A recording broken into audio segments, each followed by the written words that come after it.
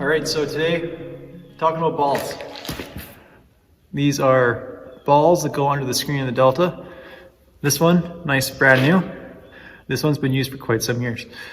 So the purpose of the ball is to be underneath the screen in the ball tray, and as the machine's shaking, they get bounced up and they knock the seed out of the screen that is getting stuck in the holes. So when that screen gets full, you need this ball to hit it with enough force to knock it out.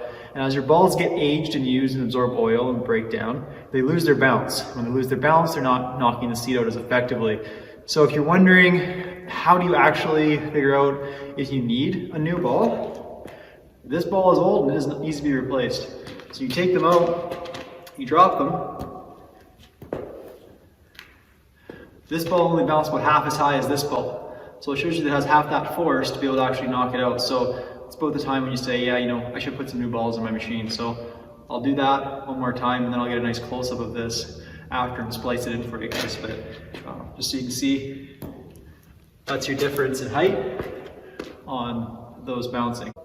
Here's the two balls at even height. And there you go. That's the difference on that bounce. If you watch them go, that white one just keeps bouncing.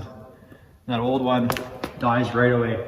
And that shows you the difference that you have in the bounce on these balls. Real easy way to check, see. Always recommend just having, a bag of 10 of these or so around.